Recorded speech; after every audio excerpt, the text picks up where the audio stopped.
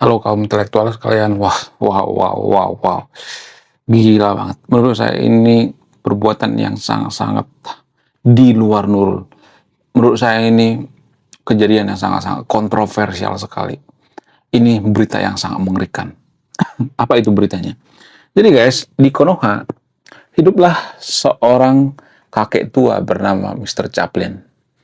Nah, Mr. Chaplin ini bertemu dengan seorang kakek-kakek tua bangka juga gitu ya, kakek-kakek tua buronan gitu ya.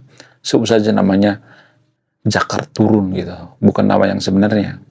Tidak hanya Jakar yang maju yang ada, Jakar Turun juga ada. Tidak hanya Jakar naik yang ada, tapi Jakar Turun juga ada ya. Nah, sebut saja namanya si kakek tua bangka bernama Jakar Mundur atau Jakar Turun.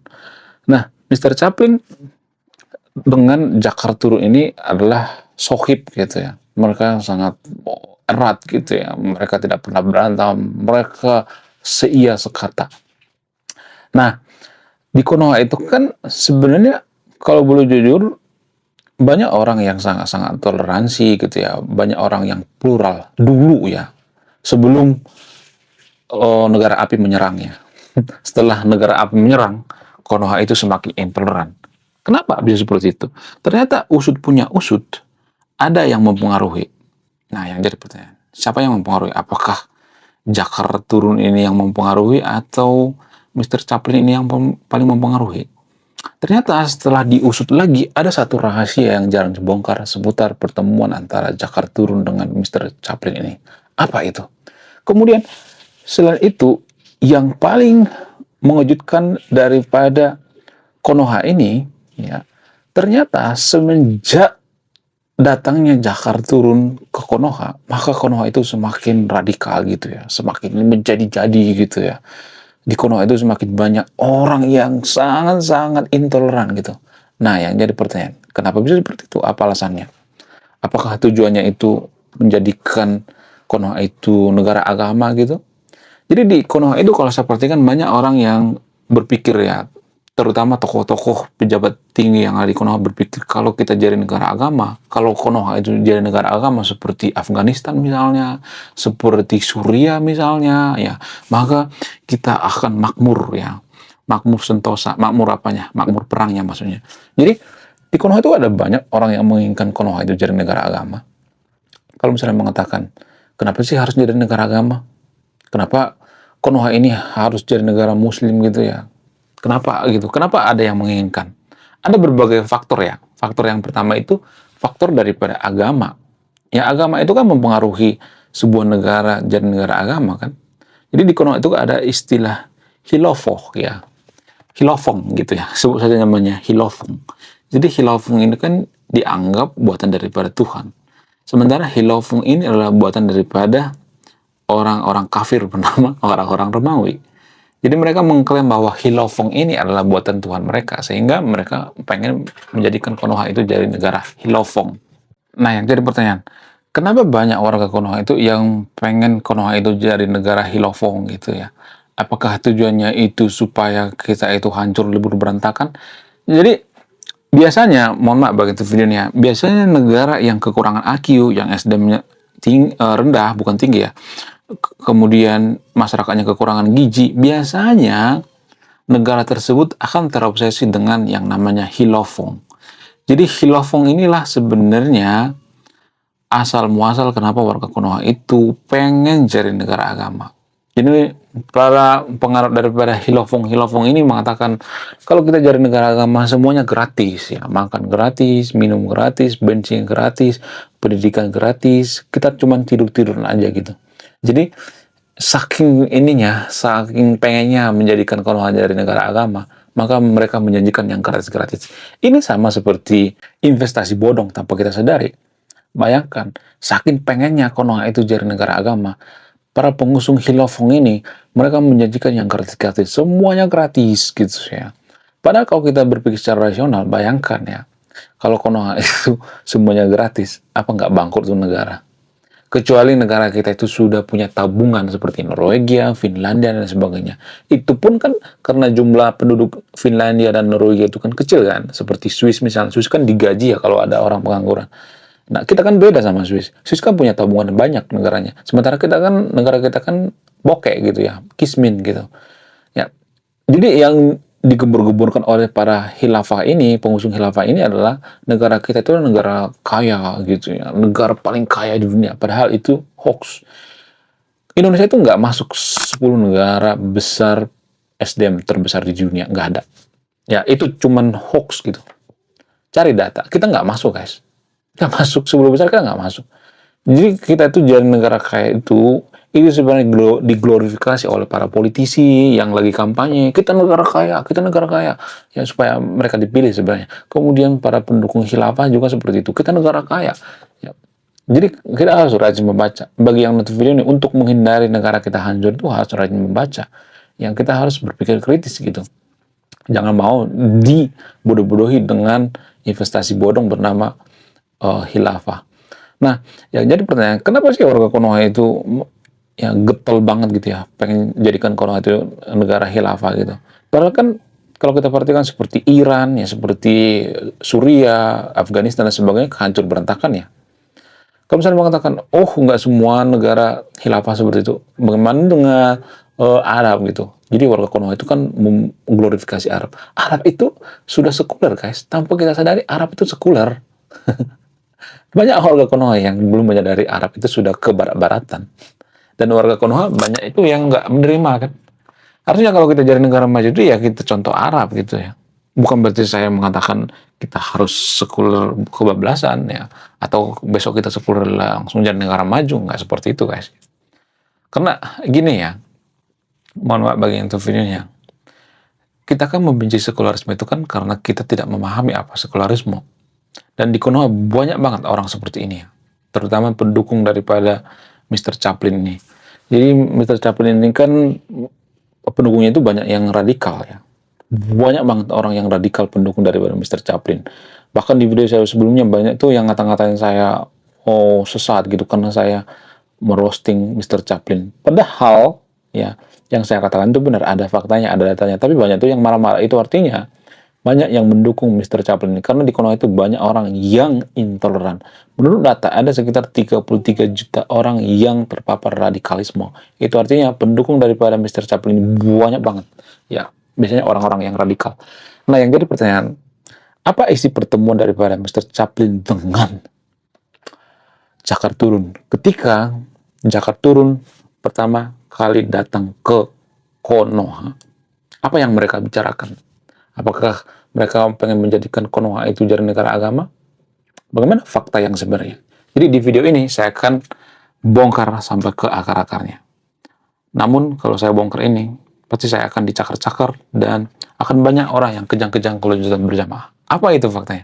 Faktanya adalah, belum kita lanjut. Jadi guys, kemarin ada yang nanya, lu apa sih kontribusinya bagi negara ini? Lu cuma ngebacot doang, gak ada kontribusi. Nah, kontribusi saya ini guys ya, saya nulis buku. Jadi guys, ya saya cuma bertanya sama yang nonton videonya, saya tidak akan memberikan kesimpulan ya. Kenapa Jakir turun datang ke Konoha? Apa tujuannya? Kenapa dia bernafsu menjadikan Konoha itu mayoritas Muslim 99% gitu ya? Apa tujuannya? Kenapa dia selalu menyerang agama Kristen? Apa alasannya? Apakah tujuannya itu untuk mengislamisasi semua warga Konoha gitu ya, supaya 100% gitu ya, seperti Afghanistan misalnya, seperti Suriah misalnya. Jadi ada dugaannya seperti itu. Kenapa Jakir turun datang ke Konoha? Ya untuk menjadikan Konoha itu jadi negara agama. Ada dugaan seperti itu ya. Nah yang jadi pertanyaan, kok bisa gitu ya? Kok bisa Jakir turun ini pengen menjadikan Konoha jadi negara agama? Ya karena kebodohannya gitu ya. Justru kan kalau kita berpikir secara rasional, Konoha itu bisa damai tidak seperti Afghanistan, seperti Suriah itu karena faktor minoritas. Minoritas lah sebenarnya yang mendamaikan. Bayangkan kalau kita 100% seperti Afghanistan atau seperti Suriah, yang terjadi perang agama kan. Nggak jaminan gitu. Kalau misalnya kita 100% muslim semuanya gitu ya. Apakah kita akan ribut? Ya akan ribut juga gitu. Sama seperti Afghanistan, Suriah, ribut juga gitu. Ya kalau kita seperti Afghanistan, pengusaha-pengusaha seperti Nonis, ya Tionghoa dan sebagainya, ya mereka akan hengkang pergi ke luar negeri. Ya kalau mereka pergi ke luar negeri, yang ada apa? Pengangguran. Ya lagi-lagi pengangguran. Sekarang kan Taliban sudah ngemis-ngemis investor dari luar kan. Dulu mereka mengusir ya, usir asing ya, usir ya. Nah, ketika diusir mereka ngemis-ngemis lagi kan. Somalia juga seperti itu. Banyak banget negara-negara muslim yang mengusir asing. Tapi ya lagi-lagi mereka terpuruk gitu. Ya, makanya gini guys, kita nggak bisa lepas dari yang namanya faktor orang lain. Sama seperti Iran misalnya. Iran kan dulu ngata-ngatain Amerika kan. Matilah Amerika gitu.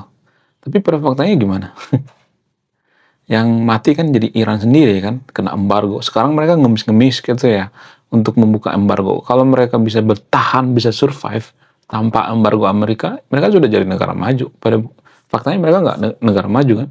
Jadi artinya kita tetap butuh orang lain ya. Jadi jangan egois gitu ya. Memojokkan negara lain gitu ya, ngata-ngatain negara lain gitu. Nah, itu kalau saya perhatikan ya. Tapi saya tidak mengatakan saya yang paling benar ya. Silakan sebutkan sendiri ya. Karena biar gimana pun kita pasti bekerja dengan negara lain gitu. Ya jadi gini guys, ya kita itu kan kadang sangat-sangat anti asing gitu. Oh itu kafir, oh ini bla bla bla segala macam. Menurut saya ini adalah suatu kebodohan gitu. Kalau di Konoha itu nggak ada nonis, kita sudah perang saudara. Justru karena ada mereka gitu ya. Jadi pahlawan yang sebenarnya itu adalah nonis. Mereka dibubarkan paksa, diam aja gitu ya. Dipersekusi, dipersulit izinnya, mereka diam aja. Coba kalau mereka melawan, perang saudara gitu kan. Ya jadi hal-hal seperti ini kan bisa memicu perang saudara tanpa kalian sadari. Ya, yang bikin perpecahan itu kan ya orang-orang seperti ini yang bubarin paksa dan sebagainya. Coba kalau diladeni, ditanggapi. Ya orang kejadian seperti inilah ya sebenarnya yang bikin perang saudara ya. Ya, sebenarnya yang paling berjasa itu ya nonis tanpa kita sadari. Tapi kalau saya ngomong seperti ini kan pasti saya nanti akan dikata-katain. Emang lagian emang ada negara di dunia ini negara maju yang berlandaskan agama? Gak ada kan? Gak ada satupun negara maju di dunia ini yang berlandaskan agama. Tapi kan kita pengen jadi negara agama gitu. Saya nggak tahu pemikiran apa sebenarnya ini lahir dari mana gitu. Menurut kalian gimana? Coba tulis kolom komentar ya. Saya tidak akan berpihak ya. Silakan buka sendiri. Karena saya tuh geleng-geleng kepala dengan kecerdasan oleh warga Konoha yang di bawah rata-rata gitu. Susah kali ya untuk menerima perbedaan gitu ya. Apakah yang dipengaruhi oleh agama? Ya, Konoha dipengaruhi oleh agama. Justru agama itu kan bikin kita semakin intoleran kan. Karena agama itu mengajarkan agama kita yang paling benar, agama kita yang paling suci ya kan. Bukan gimana? Coba tulis kolom komentar ya. Jadi guys, secara tidak langsung kita itu menuju ke zaman batu gitu, zaman abad ke-7, abad ke-8, abad ke-1, ke-2 gitu. Dulu juga agama Kristen seperti ini kok, dan sering saya bahas ini. Banyak orang Kristen yang marah-marah kalau saya ngomong seperti ini. Dulu agama Kristen itu mirip seperti kadrun sekarang ini. Mirip banget. Ya mereka itu, nggak semuanya tapi ya, zaman Romawi kalau nggak salah ya, zaman kegelapan. Mereka itu dikit-dikit melakukan ritual ibadah. Sebenarnya yang paling banyak ritual itu agama Kristen. Cuman ya semenjak munculnya Martin Luther King, mereka lebih fokus pada akhlak daripada ritual-ritual. Agama Kristen sebenarnya sudah dirubah guys. Kalau agama Kristen itu mengikuti perjanjian lama, ya mirip-mirip seperti agama kadrun sekarang ini di Konoha. Ya banyak ritual, kemudian intoleran gitu ya. Dari mana saya tahu? Ya saya pelajari gitu ya, saya baca kitab suci agama Kristen perjanjian lama. Bukan berarti saya memojokkan perjanjian lama di sini ya. Perjanjian lama itu kan keras ya, mata dibayar dengan mata, kaki dibayar dengan kaki. Perjanjian baru kan enggak. Perjanjian baru itu kan bawa kasih sayang. Dan inilah sebenarnya yang dikomplain orang-orang Yahudi. Ya, orang-orang Yahudi kan komplain sama Yesus waktu Yesus dulu hidup. Ya, Yesus mengatakan kita tidak boleh membalas kejahatan dengan kejahatan. Ya kita harus mengasihi gitu. Itu kata Yesus. Nah, ini juga yang banyak dikomplain oleh kaum intelektual atau akademis ya. Akademis ada yang mengatakan, oh ini ajaran yang tidak bagus ya. Masa ada orang yang ngejahatin kita tidak ngejahatin balik? Ya, ada banyak orang yang berpikir seperti itu. Tapi kan ajaran Yesus kan beda ya. Bukan berarti saya promosi agama Kristen sini ya, disclaimer on ya. Ajaran Yesus kan sebenarnya sudah berubah ya dengan perjanjian lama ya. Perjanjian baru itu sudah berubah gitu. Makanya agama Kristen kan lebih fokus pada perjanjian baru ya, bukan perjanjian lama. Nah, bagaimana dengan Konoha? Gimana caranya supaya Konoha itu berubah gitu? Apakah harus ada perjanjian baru versi agama Kristen? Ini menarik untuk kita bahas ya. Ya, menurut kalian gimana? Coba tuliskan komentar ya. Saya tidak akan memberikan kesimpulan. Anda yang memberikan kesimpulan. Ya, bagaimana dengan Mr. Jakar naik dengan Mr. Chaplin? Apakah mereka sampai sekarang masih kontek-kontekan? Kenapa Mr. Chaplin itu sering bertemu dengan orang-orang yang radikal seperti pimpinan Taliban dan sebagainya? Apa yang jadi permasalahan? Silakan simpulkan sendiri. Saya tidak akan menyimpulkan. Sekian video ini. Terima kasih sudah memahami. Saya kaum intelektual. Salam rasional.